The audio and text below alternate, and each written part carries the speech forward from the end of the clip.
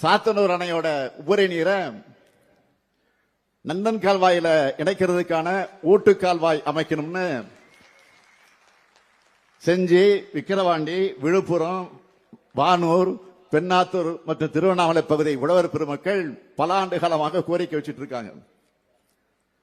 இந்த நீண்டகால கோரிக்கையை நிறைவேற்றுற வகையில் 304 கோடி ரூபாய் செலவில் நந்தன் கால்வாய் திட்டம் செயல்படுத்தப்படும். இரண்டாவது அறிவிப்பு, விழுப்புரம் வட்டத்தில் கடந்த ஆட்சி காலத்தில் கட்டப்பட்டு வெள்ளத்தால் சேதமடைஞ்ச தலவானூர் அணைக்கட்டு 84 கோடி ரூபாய் செலவில் புனரமைக்கப்படும். மூன்றாவது அறிவிப்பு, கண்டமங்கலம் ஊராட்சி ஒன்றியத்தில் சங்கராபாணி ஆற்றின் குறுக்கே பழுதாவூர் அருகில 30 கோடி ரூபாய் மதிப்பீட்டில் தடுப்பணை அமைக்கப்படும். நான்காவது அறிவிப்பு, காணை மற்றும் கோழியனூர் ஒன்றியங்களில் இருக்கிற 29 கிராம மக்கள் பயன்பெறக்கூடிய வகையில் 35 கோடி ரூபாய் செலவில் புதிய கூட்டுக்குடிநீர் திட்டம் செயல்படுத்தப்படும். ஐந்தாவது அறிவிப்பு, விக்கிரவாண்டி பெருராட்சியில் இருக்கிற கக்கன் நகரில் 1 கோடி 50 லட்சம் ரூபாய் செலவில் பல்நோக்கு சமுதாய கூடம் அமைக்கப்படும்.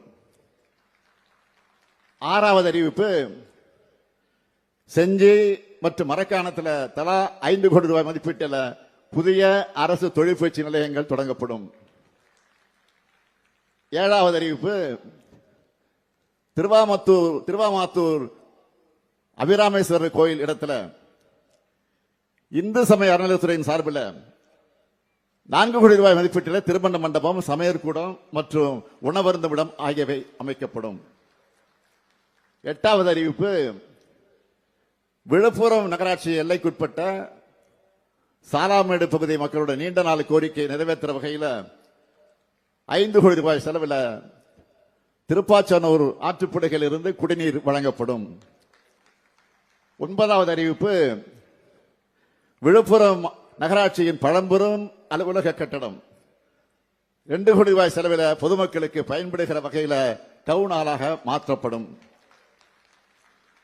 10வது அறிவிப்பு, தென்னமாதேவி அயனாம்பாளையம் கிராமங்களில் பம்பை ஆற்றின் வடகரையில் சங்ககால தொல்பொருட்கள் கண்டுபிடிக்கப்பட்டிருக்கு. இந்த பகுதிகளில் தொடர்ந்து அகழ்வாராய்ச்சி பணிகள் மேற்கொள்ளப்படும். 11வது அறிவிப்பு, வீடூர் அணையிலிருந்து மயிலம் பாதிரப்புலியூர் வழியாக செல்லும் 15 கிலோமீட்டர் சாலை 8 கோடி 50 லட்சம் ரூபாய் மதிப்பீட்டில் மேம்படுத்தப்படும். யாருக்கும் யாரும் அடிமை இல்ல, எல்லாருக்கும் எல்லாம். இது திராவிட கருத்தியல். எந்த சூழலையும் சமரசம் செய்யாம செயல்படுத்தி காட்டுறதுதான் இந்த முத்துவேல் கருணாநிதி ஸ்டாலினுடைய வாழ்க்கை பயணம். திராவிடம் தான் நமது தாய் நிலத்துக்கு தமிழ்நாடுன்னு பேச விட்டுச்சு. திராவிடம் தான் நம்முடைய அன்னை தமிழ் மொழிக்கு செம்மொழி தகுதியை பெற்று தந்துச்சு. திராவிடம் தான் பட்டியலின பழங்குடியின பிற்படுத்தப்பட்ட மிகவும் பிற்படுத்தப்பட்ட மக்களுக்கு இடஒதுக்கீடு உரிமையை பெற்று தந்துச்சு. திராவிடம் தான் பெண் விடுதலைக்காக போராடிச்சு, பெண்களை படிக்க வச்சுச்சு. திராவிடம் தான் ஏராளமான கல்லூரிகளை, பல்கலைக்கழகங்களை, மருத்துவமனைகளை, நூலகங்களை உருவாக்கிச்சு. மொத்தத்தில் திராவிடம் தான் இந்த நவீன தமிழ்நாட்டை உருவாக்கிச்சு. அது இனியும் தொடரும் தொடரும். திராவிடம் இருக்கிறதுனால தான் நாட்டோட பிற்பகுதியில் இருக்கிற மாதிரி ஆதிக்க சக்திகளோட பிற்போக்கு கும்பல்களை தலை தூக்க முடியல. அதனாலதான் போலிகள், துரோகிகள் துணை கொண்டு எதிரிகள் பலைமுனை தாக்குதல் நடத்தி சோர்ந்து போறாங்க.